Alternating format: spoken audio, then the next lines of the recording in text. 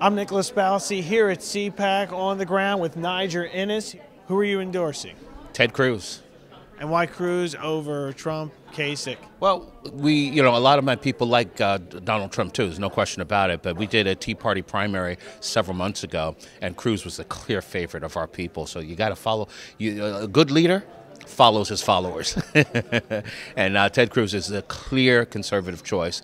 Donald Trump is an important element too, and what I say to folk is that you got two legs of the stool with Donald Trump and Ted Cruz. Like Donald Trump, hate Donald Trump. Like Ted Cruz, love Ted Cruz.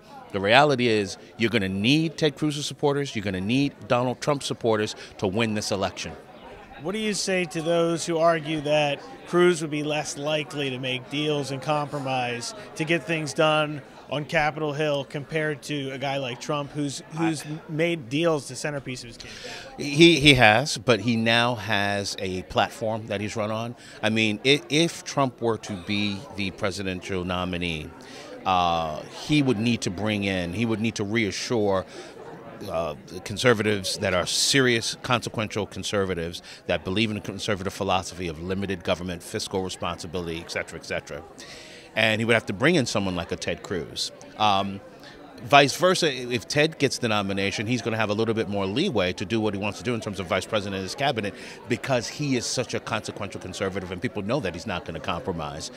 So I agree with your statement. Ted is a man who has not compromised. He's a man who's stuck up for principle for the conservative cause. And because of that, he is loved among our supporters at the Tea Party Forum. How do you think that could affect making progress on big issues like entitlement reform?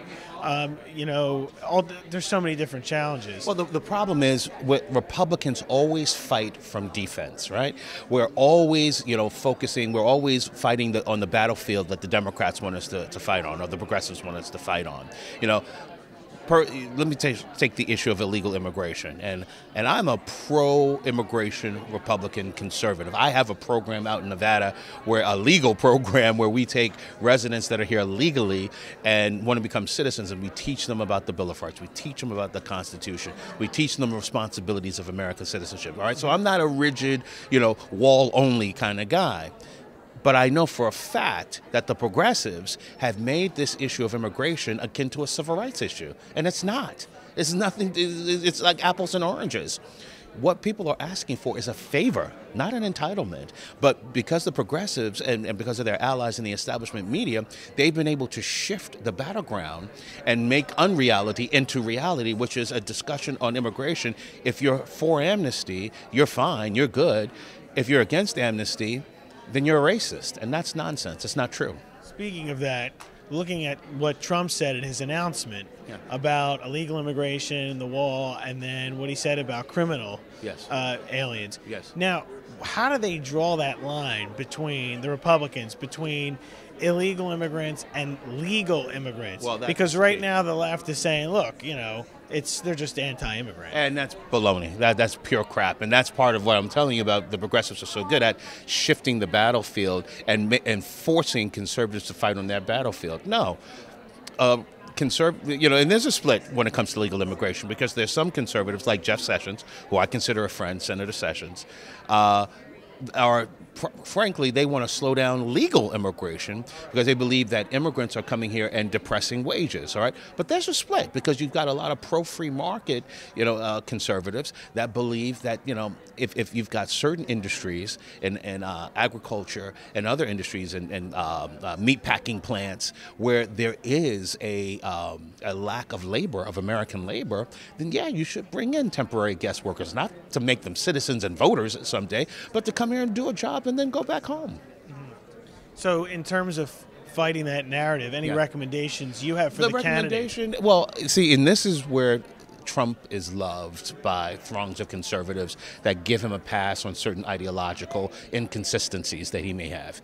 he never fights or never allows the media to determine the battlefield. He determines the battlefield, and no pun intended here, but he calls a spade, and he's not afraid to do so.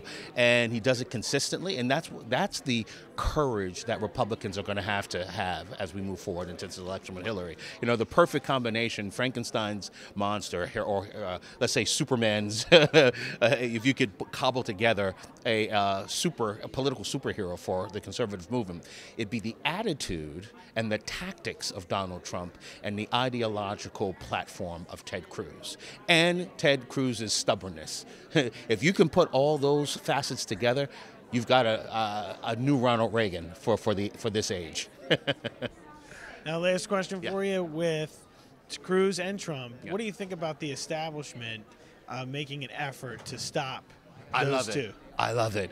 In 1936, during Roosevelt's re-election, there was a sign in the back of the convention hall at the Democratic Convention, and it said, "We love you for all the enemies you have."